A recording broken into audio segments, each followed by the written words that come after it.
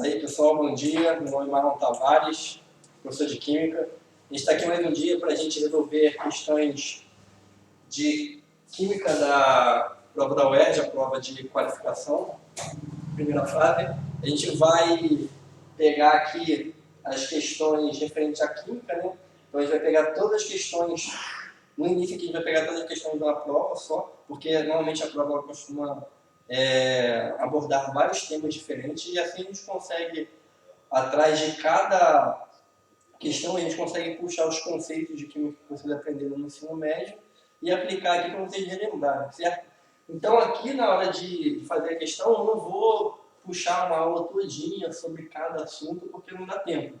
É só mais para a gente relembrar os conceitos, para a gente resgatar esses conceitos para conseguir resolver a questão. Então, à medida que eu for fazendo as questões, a gente vai tentando relembrar algumas coisas aqui para vocês lembrarem o quanto vocês gostam de química, o quanto isso está fazendo falta para vocês, certo? Vamos lá, pessoal. Questão 2012 da UERJ, primeiro ano de qualificação, questão número 37, certo? Um laboratório realiza a análise de células utilizando uma solução fisiológica salina com pH neutro, certo? Então, o que da questão está aqui, ó, que ela fala que o pH da solução fisiológica é um pH neutro. O laboratório dispõe de apenas 4 substâncias que poderiam ser usadas no preparo dessa solução. Eles têm, não vou falar o nome para não dar spoiler, certo? Então você tem HCl, NaCl, NaOH e NaHCO3, certo? Essas 4 substâncias representam classes diferentes de compostos químicos, certo? Dentro da química inorgânica, nós temos 4 classes de substâncias. A gente tem os ácidos, as bases, os sais e os óxidos, certo? Vamos lá. Ácidos.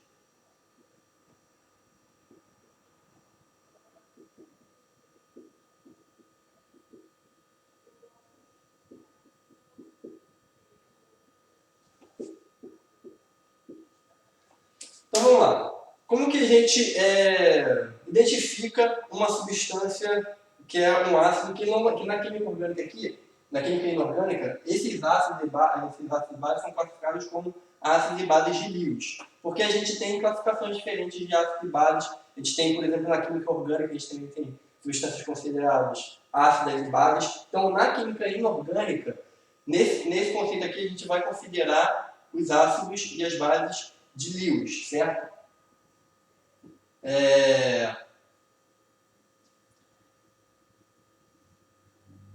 Na verdade, não é... Então, vamos lá. Então, ácidos, eles são normalmente não, os ácidos inorgânicos, eles são compostos que quando dissolvido em água, você tem, ele sempre libera o cátion H+, junto com o ânion. Então, todas as substâncias que você tiver um H+, começando com, se estiver começando com H+, que é o cátion, e quando você colocar na água e vai liberar esse cátion, elas são classificadas como ácidos, certo? As substâncias que são bases, elas vão ser classificadas normalmente com o OH-, com o ânion. Então, quando você tem ácido, o que você caracteriza o ácido é o H+. Quando você tem a base, o que você caracteriza a base é o H-. Então, com o H- sempre você vai ter um cátion positivo, certo? Cátion que ele é sempre positivo. Quando você tem um sal, esse sal sempre é formado pela junção de um ácido com uma base. Não sei se vocês lembram, quando você reage sal, você reage um ácido com uma base, você sempre vai formar sal e água, certo? Por exemplo, a gente vai pegar aqui e reagir o ácido clorídrico, que a gente tem aqui, com o hidróxido de sódio. Então, HCl, NaOH+. Você tem uma substância ácida e uma substância básica reagindo, certo? Essas substâncias, uma vai neutralizar a outra, certo? O ácido vai neutralizar a base e a base vai neutralizar o ácido, formando água. Então, O OH-, que é a parte básica da base, ele vai reagir com o H+, que é o ácido, né, do composto ácido, e formar água, certo? Então vai formar água. O que sobra aqui? Sobra o ânion cloreto e o cátion sódio, certo? Vai formar o cloreto de sódio. Quando a gente forma uma substância química inorgânica, a gente sempre vai, normalmente na inorgânica, você sempre tem, nesse caso aqui você tem ligações iônicas, você sempre vai formar a parte positiva com a parte negativa, certo? Então, mas professor, como é que eu vou reconhecer normalmente um cátion, um ânion, saber qual é o positivo, qual é o negativo? Isso aqui a gente tem uma aula específica para isso. Mas para você relembrar, quando a gente faz exercício, a gente faz muito exercício, a gente consegue reconhecer isso automaticamente, certo? Mas isso com o tempo você vai pegando, só de olhar você já consegue reconhecer o ácido, reconhecer uma base, reconhecer quais são os ânions, quais são os cátions, qual é o número de oxidação deles, que isso vai importar, né, na hora de você montar uma substância química. Isso aí é com o tempo, pessoal. Então aqui a gente tem um sal formado. Então o sal, ele é sempre um cátion e um ânion provenientes de um ácido e de uma base. Então a gente tem aqui, por exemplo, o NaCl.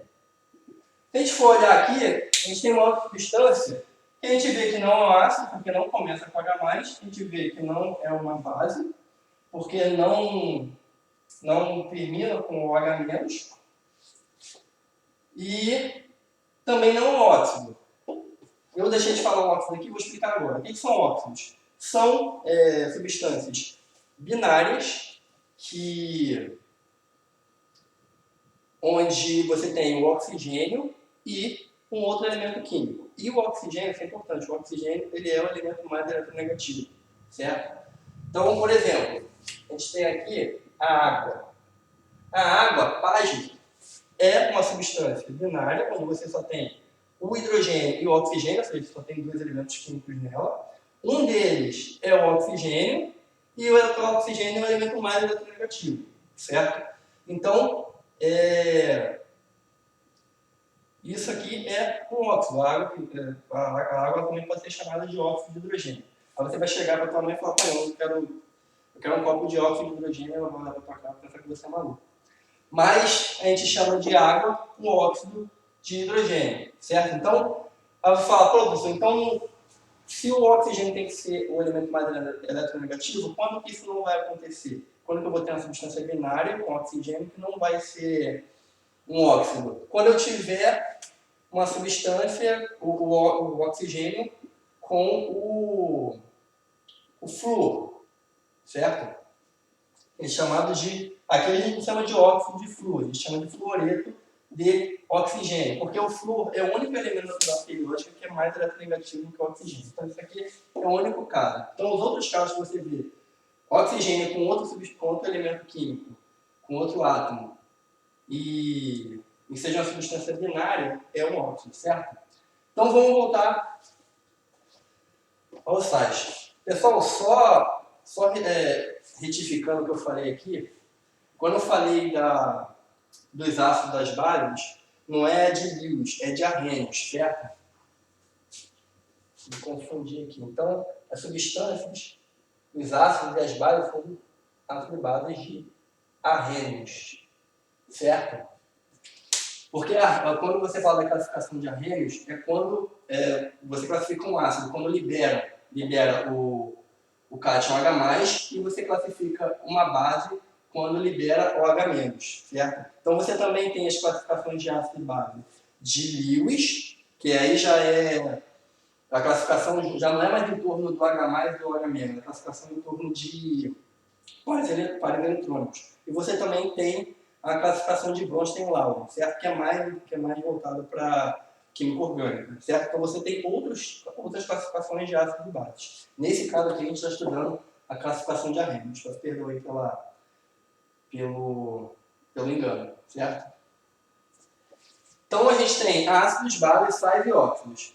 Aqui, aí ele quer preparar a solução com pH neutro, certo? Então a gente já viu que a gente tem um ácido, o sal aqui, uma base, e a gente tem esse sal aqui que você fala, pô, Marco, mas esse sal ele tem um H+, certo? Por que ele tem um H+?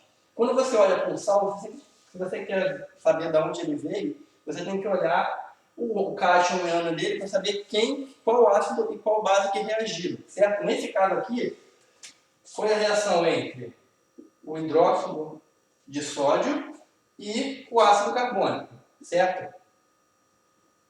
Quando eles dois reagiram, se você for fazer essa reação, vai pegar o OH- e reagir com o H+, certo? Para formar água. Só que você tem dois H+ aqui, certo?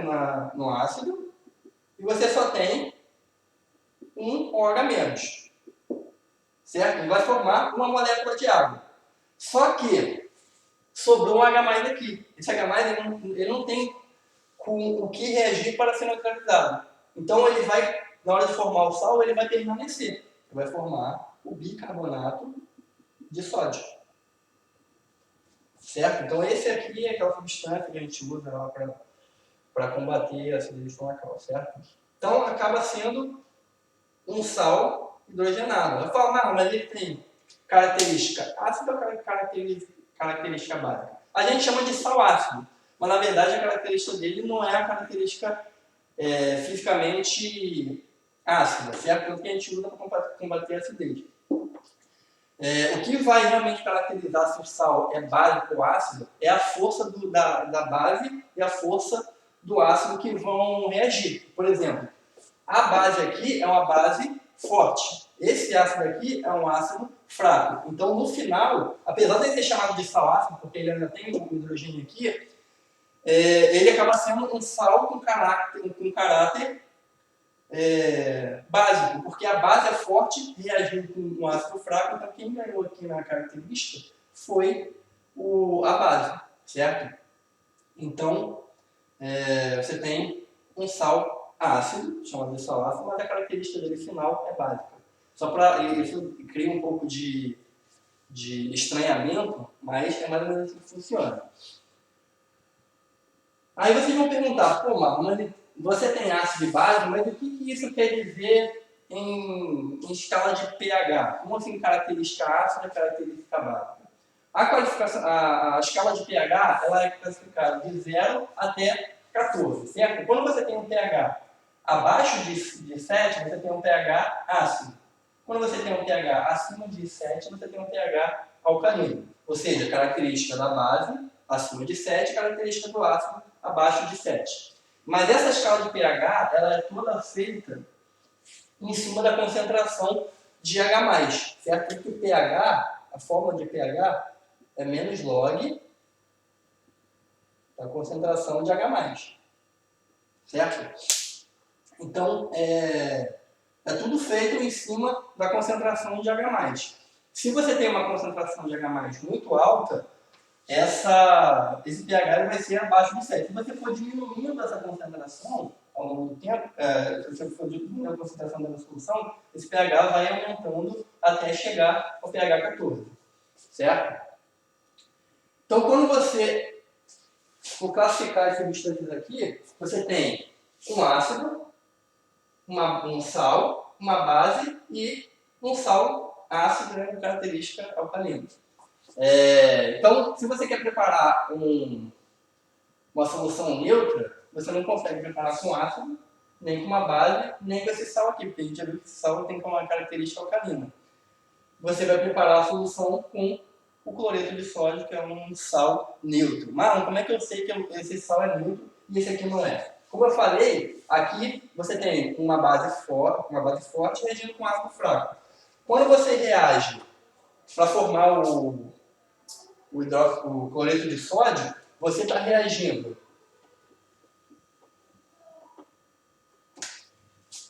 o HCl, o ácido clorídrico, com o hidróxido de sódio para formar NaCl mais água. Certo? Aqui você tem um ácido forte reagindo com uma base forte. Então, se tem um ácido forte agindo com uma base forte, você está formando um sal neutro, porque os dois são fortes, os dois conseguem se anular e formar um sal neutro. Então, o gabarito da questão aqui é letra B de bola. O que a gente vê, a questão a gente pode trazer vários conceitos para a gente conseguir resolver a questão. Fala, pô, mas essa questão é uma questão difícil? Não, é uma questão bem simples. Pô, você demorou uma hora para fazer. Não, mas na verdade eu estava só trazendo todos os conceitos por trás para poder lembrar. Mas você, quando você lê a questão, você mata isso na hora. Você sabendo os conceitos, você já olha para as alternativas, você sabe qual que é Você sabe que um ácido, uma base, tem características que vão divergir da pH neutro. Então você vai conseguir responder rapidamente e facilmente. Certo?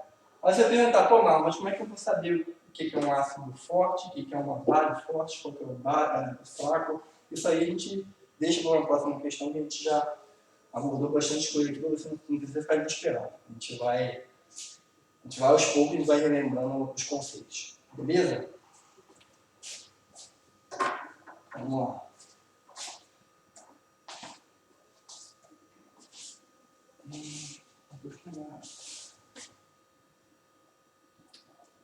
Vamos lá. O R de 2012, primeiro exame de qualificação, questão 23. Uma das consequências do acidente nuclear ocorrido no Japão em março de 2011 foi o vazamento de isótopos radioativos que podem aumentar a incidência de certos tumores glandulares. Para minimizar essa probabilidade, foram prescritas pastilhas de iodeto de potássio à população mais atingida pela radiação. Suponha que, em alguns locais atingidos pela radiação, as pastilhas disponíveis continham, cada uma, 5 vezes 10 a menos 4 mol de iodeto de potássio, sendo a dose prescrita por pessoa de 33,2 mg por dia. Então, em razão disso, cada pastilha deve ser dissolvida em água, formando um litro de solução. Coisa pra caramba, né? Vamos lá. O que ele quer no final? O volume da solução preparada que cada pessoa deve beber para ingerir a dose diária prescrita de iodeto de potássio, que corresponde em mililitros a... Caraca, mano, você leu um montão de coisa e não entendi nada. Vamos lá, vamos por partes. Primeiro, só uma curiosidade, você sabe por que as pessoas atingidas por radiação, elas devem tomar iodo? Não sabe? Então, curiosidade. Porque uma das partículas que são emitidas na radiação é o iodeto, se eu não me engano, 133, que é um isótopo do iodo normal, que é o iodo 133. Iodeto não, iodo, né? Então, quando ele entra em contato com o corpo humano, a sua tireoide está sempre sedenta para absorver iodo, certo? Então, o que você tem que fazer para você não absorver esse iodo radioativo? Você tem que tomar uma dose diária de iodo para você saturar as suas glândulas, para ela não absorver mais. Ela já saturada com o iodo que ela precisa, ela não vai absorver mais iodo. Então, quando você entrar em contato com o iodo radioativo, você não vai absorver esse iodo, porque você já está saturado com o iodo que é necessário para a sua subsistência, certo? Então, por isso que a gente toma iodo. Então, vamos lá. O que ele fala? Ele fala que as pastilhas que foram distribuídas tinham 5 vezes 10 a menos 4 mol de iodeto, certo? Só que você só precisa de 33 miligramas por dia. Então a gente tem uma diferença aqui, ó. Ele te dá a quantidade na pastilha em mol, em quantidade de matéria. Então você tem 5 vezes 10 menos 4 mol. Só que o que você precisa por dia é de 33 miligramas. Então a primeira coisa que a gente tem que fazer é passar ou essa quantidade aqui para mol, para a gente saber, para a gente ver o quanto você vai precisar dessa solução, ou a gente passa essa quantidade aqui de mol para massa, para miligramas, certo? Então, o que eu resolvi fazer foi passar o iodeto de gramas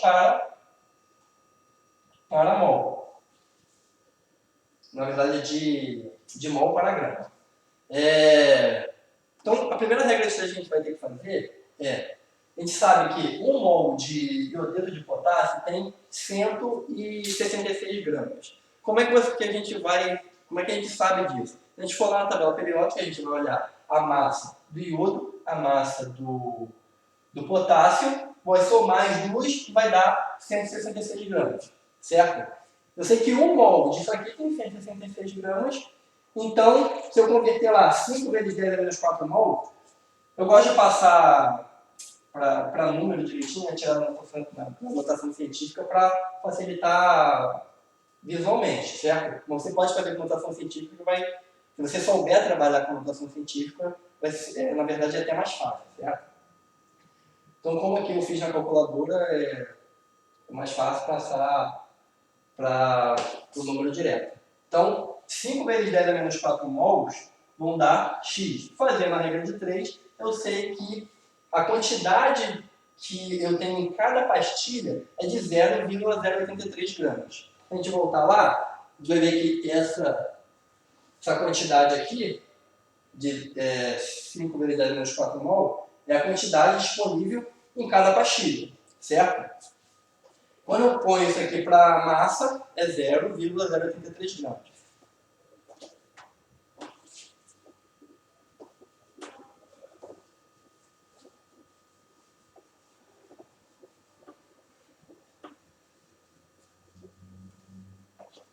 Então eu tenho 0,083 gramas de iodeto de potássio em cada pastilha.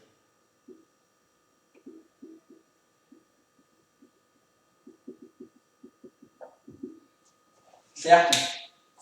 E ele fala que cada pastilha ela é dissolvida em 1 litro de solução, certo? Você pega lá 1 litro de água e joga a pastilha e dissolve ela.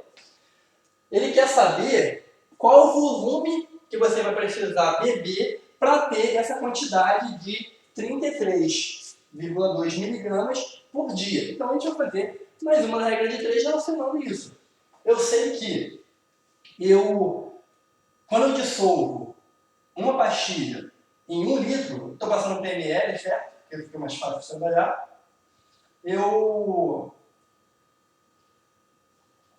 vou ter minha quantidade total da pastilha na solução, certo? Então eu tenho, quando eu boto uma pastilha, eu vou ter 0,083 gramas de iodeto de potássio em 1000 ml de solução, em 1 litro de solução.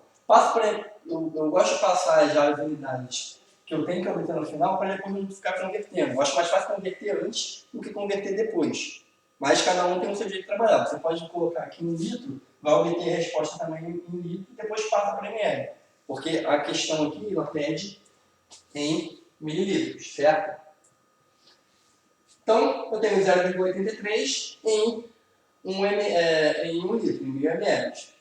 A quantidade que eu preciso por dia é 0,0332 gramas. Então, eu passei também de miligramas para gramas. Eu podia passar isso aqui para miligramas, 0,83, que ia dar 83 miligramas, ou eu posso passar o 0,33,2 miligramas para gramas. Então aqui eu resolvi passar para miligramas, certo? Para gramas, para trabalhar os dois de forma igual. Mas se eu trabalhasse os 2 miligramas, ia dar a mesma resposta. O importante é só saber que, quando você vai usar a regra de 3, você sempre precisa ter unidades iguais embaixo e em cima. Então se aqui eu tenho trabalho com ml, aqui eu tenho trabalho com ml. Se aqui eu trabalho em litro, aqui eu tenho trabalho em litro. Grama a grama ou miligrama a miligrama, certo? Então eu já passei aqueles 33,2 miligramas para gramas, que é a quantidade que eu preciso por dia. Então, se a solução em 1 litro eu tenho 0,083 gramas, em quantos ml eu vou ter a quantidade que eu preciso de água? Fazendo a regra de 3, fazendo a conta, eu vou ver que eu vou precisar de 400 ml de solução. Beleza? Marlon, meio esquisito, né? Pessoal, só 2 regras de 3 aqui eu consegui resolver rapidamente, certo? Quando você pega uma questão assim, você precisa ler a questão em partes e pensar em partes. Primeiro você tinha que resolver passar aquela quantidade para massa. E depois que você coloca essa quantidade de massa na solução, você precisa só de uma parte daquela solução para você obter sua dose diária. Certo? Então, o que você precisa beber da solução com uma pastilha é 400 mg, gabarito, letra B de bola também. Tranquilo, gente? Vamos lá para mais um.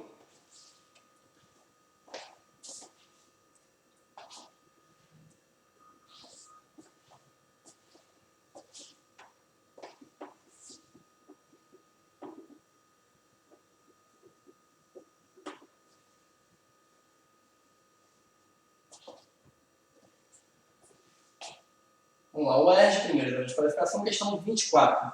A meia-vida é o parâmetro que indica o tempo necessário para que a massa de uma certa quantidade de radioisótopos se reduza à metade do seu valor. Considere uma amostra de... Aqui está o iodeto radioativo, certo? O iodeto 133 é o isótopo... Iodeto não, desculpa. O iodo 133 é o isótopo do iodo normal, se não me engano é 126. Produzido no acidente nuclear, com massa igual a 2 gramas, e a meia-vida dele é igual a 20 horas. Após 100 horas, a massa dessa amostra em miligramas será cerca de... Então vamos lá, o que é o tempo de meia-vida? É o tempo que é necessário para que a substância ela decaia a metade da massa dela. Então se eu tenho 20 gramas de alguma coisa, o tempo de meia-vida é o tempo que esses 20 gramas vão levar para virar 10 gramas, certo? E depois para passar para 5 gramas. Então esse tempo é um tempo constante, certo? É sempre o tempo que ele leva para passar para metade do que ele tinha inicialmente. Isso é o tempo de meia-vida. Por quê? Porque quando o que é uma substância como radioisótopo? O que é uma substância que é radioativa? Uma substância que ela não tem estabilidade, ela é maior do que... Ela tem mais... Como posso dizer? Ela tem mais partículas do que ela deveria ter, então ela não está estável. Então ela começa a emitir essas partículas que estão pesadas nela, que ela não está conseguindo suportar, e vai diminuindo a massa dela a partir disso, certo? E essas partículas que elas emitem são as partículas que são radioativas, são cancerosas, certo? É mais ou menos assim, em termos mais leigos, certo? Eu tenho mais do que isso, mas para vocês entenderem mesmo. Então, então, o tempo de meia-vida é o tempo para você diminuir a massa inicial. A gente tem uma fórmula para a gente pegar essa massa aqui, para a gente ver a quantidade que ele tem final, mas a gente também pode fazer de uma forma analógica. Não vamos fazer pela fórmula de como é que é. Então a fórmula é M, que é a massa final que ele vai ter, é igual a massa inicial sobre 2 elevado à quantidade, a quantos ciclos de meia-vida esse composto passou. Certo? Se a gente for ver aqui, o meu M é a massa que eu quero. O que ele está perguntando? Após 100 horas, a massa da amostra, que inicialmente era de 2 gramas, ficou quanto? Então, a massa final é o que eu quero. A massa inicial que eu tenho de iodo é 2 gramas. A massa inicial que eu tenho é de 2 gramas. Eu sei que a meia-vida dele, ou seja, o tempo que ele demora para cair a metade da massa inicial é de 20 horas, certo? Se eu sei que são 20 horas que ele demora para ter um ciclo de meia-vida, e se passaram 100 horas, quantos ciclos de meia-vida passou? É só dividir 100 por 20, certo? A quantidade total de horas pelo ciclo de meia-vida.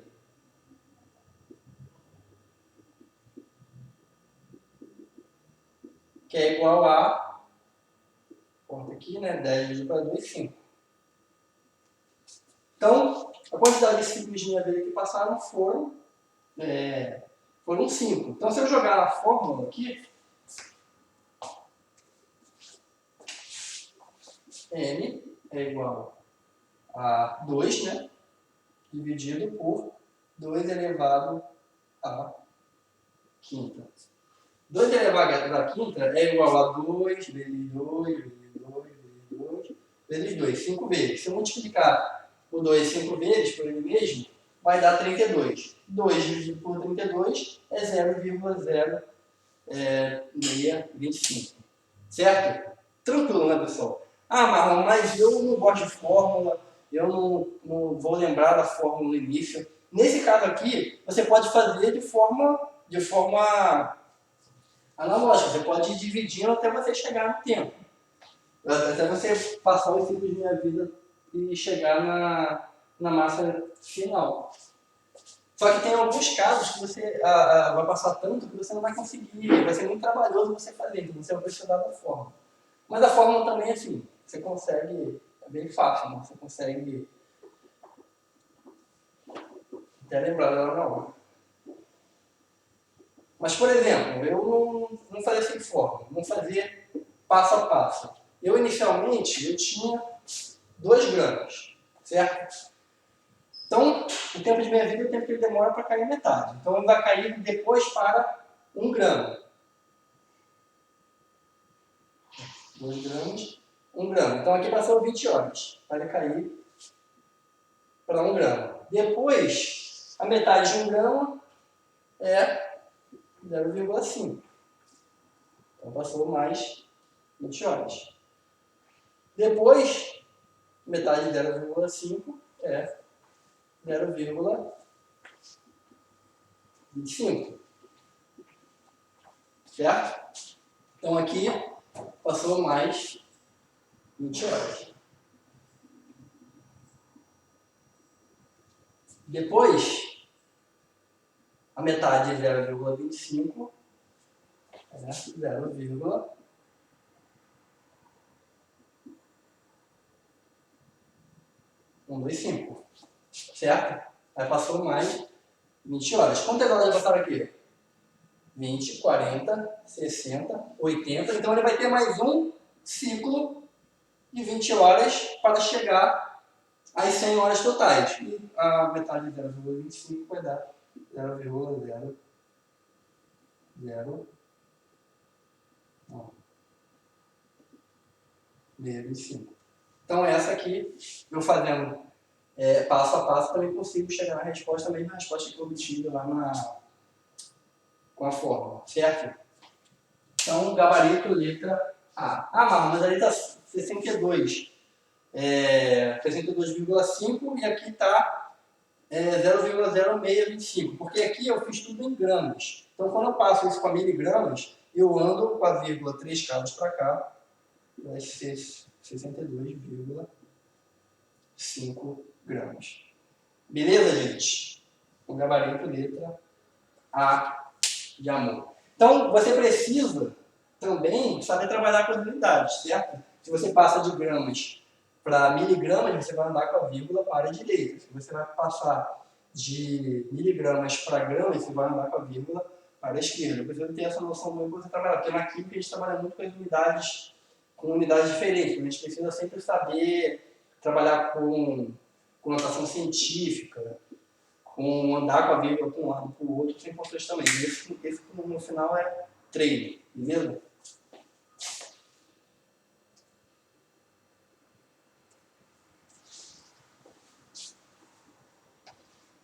Vamos lá.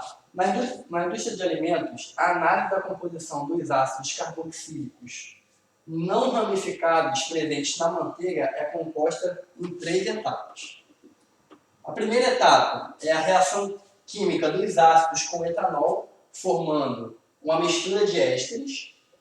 Depois você tem o aquecimento dessa mistura para a destilação fracionada desses ésteres e a identificação de cada um dos ésteres vaporizados em função do seu ponto de ebulição, certo? Então, para você saber quais são os ácidos carboxílicos que você tem lá na manteiga, uma das qualidades que eles têm, é essa reação que a gente chama de reação de esterificação, certo?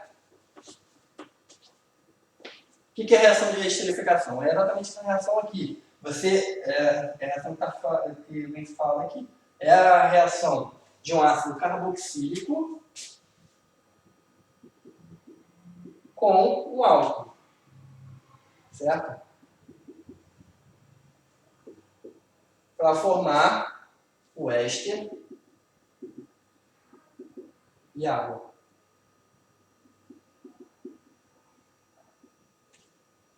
Eu botei ela aqui, mais bonitinho. Aqui, ó, a reação de esterificação. Você tem um ácido carboxílico, que é sempre uma cadeia carbônica com um C dupla OH. Ele vai reagir com álcool. Então, o hidrogênio do álcool vai reagir com o OH, formar, aqui tem o H+, o H-. Você vai formar água, com isso aqui, certo? Tem aqui a água. E esse oxigênio aqui vai se juntar com esse carbono e formar o nosso éster, certo? Lembrando que éster é sempre um carbono ligado a uma dupla com oxigênio, ligado com outro oxigênio que está ligado a uma cadeia carbônica, certo? Então essa é uma reação que a gente chama de reação de esterificação. Ácido mais álcool igual a éster mais água. Essa reação também pode acontecer no sentido contrário, que a gente chama de hidrólise. A água reage aqui, quebrando essa ligação aqui e formando o ácido carboxílico novamente e o álcool, certo? Então vamos ver o que a questão pede. O gráfico a seguir indica o percentual de cada um dos ésteres formados na primeira etapa de análise de uma amostra da manteiga. Então a gente tem aqui, ó, um éster com 6 carbonos, um éster com 8 carbonos, um éster com 10 carbonos e um éster com 12 carbonos, certo? O que ele quer saber? Na amostra analisada, está presente em maior quantidade o ácido carboxílico denominado. Então, ele quer saber aqui, ele fala, na amostra analisada, ele quer saber qual amostra tinha a maior quantidade de ácido carboxílico e qual é este ácido carboxílico. Se a gente for olhar aqui, você vê que claramente a amostra que tem maior quantidade aqui que tem maior quantidade de éster, é esse C8H16O2, certo? Aí você fala, então, o ácido formado é o ácido octanoico. É o que instintivamente a gente responderia. Só que, se a gente for relembrar aqui a reação, para a gente formar esse éster com 8 carbonos, quais são qual é o ácido carboxílico que tem que reagir e o álcool que vai reagir com ele, certo? Vamos fazer essa reação para a gente ver. Se a gente tem um éster com 8 carbonos, a gente vê aqui, para reagir teria que ser... Eu não vou colocar os hidrogênios não para ser mais fácil, tá? Mais rápido. 1, 2, 3...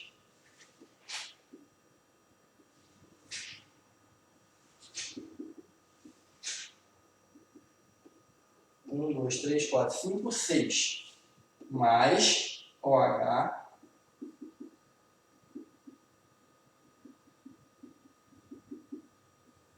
então se eu pegar e eu tiver um ácido hexanoico para reagir com um etanol, esse H aqui vai reagir com esse OH, vai formar água.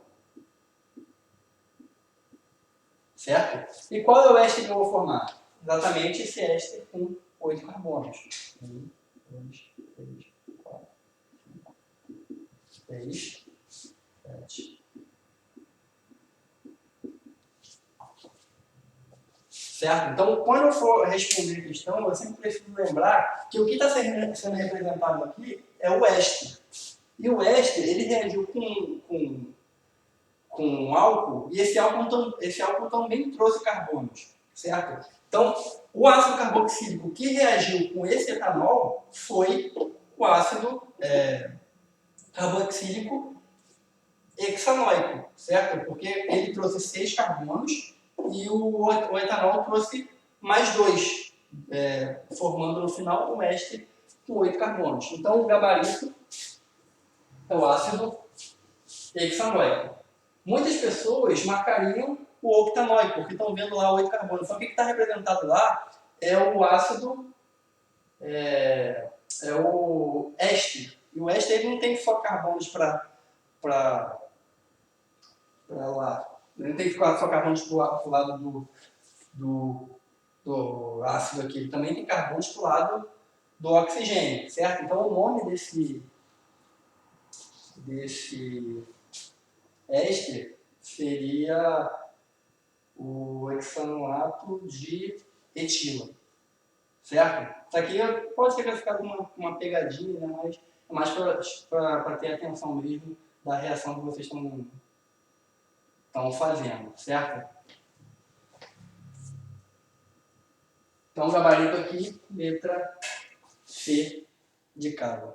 Então, pessoal, por hoje a gente só vai fazer essas questões aqui. Espero ter ajudado vocês, ter relembrado alguns conceitos. E na próxima a gente continua aí com mais questões. Valeu, um abraço.